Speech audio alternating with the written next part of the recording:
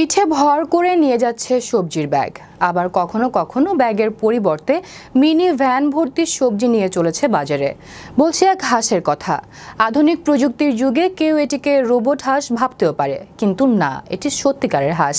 বিস্তারিত থাকছে ডেস্ক রিপোর্টে।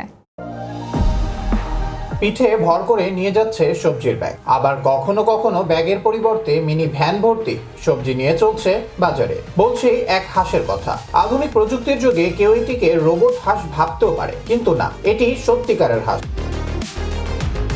এ হাঁস শুধু পানিতে ভাসে না, পিঠে ভর করে নিয়ে যাচ্ছে সবজির ব্যাগ। গুটি গুটি পায়ে পার হচ্ছে কাঠের চিকন সেতু। গুজো প্রদেশের জিনপিং শহরে শিয়ংময়ং এর জীবনে এই হাঁসটি শুধু একটি পোষা প্রাণী নয়, বরং একজন বিশ্বস্ত সহকারী। প্রায় 3 বছর আগে হাঁসটিকে কিনেছিলেন তিনি। তখন তিনি জানতেন না এটি শুধু পোষা প্রাণী নয়, বরং তার জীবনে অন্যতম ভরসা হয়ে উঠবে।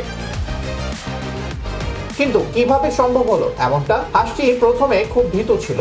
যখন তাকে গাড়ি টানানোর প্রশিক্ষণ দিতে চেয়েছিলেন তার মালিক, এটি ভয়ে নদীর ধারে পালিয়ে যেত। এমনকি সেখান থেকে সাঁতরে নদীর মাঝে চলে যেত।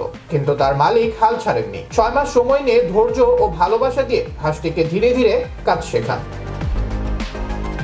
আর এখন এই হাঁসটি নিজের পিঠে বিশেষভাবে তৈরি ব্যাগে সবজি বহন করে। শহরের বাজারে পৌঁছাতে এটি কাঠের সেতু পেরিয়ে বাজারে যায়। এমনকি বাজারে পৌঁছে দোকানের পাহারাদার হিসেবে কাজ করে। দিন শেষে আবার ক্লান্তি দূর করতে হাঁসটি নদীতে গিয়ে গোসল করে। হাঁসটি শুধু কাজের সঙ্গী নয়, বরং তার মালিকের সুরক্ষারও প্রতীক। একবার তার পুরনো বন্ধু তাকে বিরক্ত করার চেষ্টা করলে হাঁসটির সঙ্গে সঙ্গে ছুটে এসে তার সামনে দাঁড়িয়ে যায়। এমন সাহসী কাজ দেখে তার মালিক অবাক হন এবং তার হাঁসের প্রতি গভীর মমতাবোধ অনুভব করেন।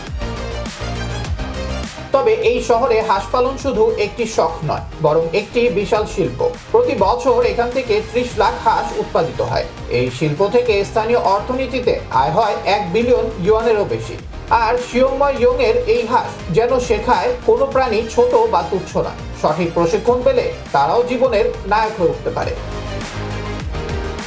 আবরার আহমেদ বাকি, বিশ্ব বাংলা 24 বিনোদন ডেস্ক।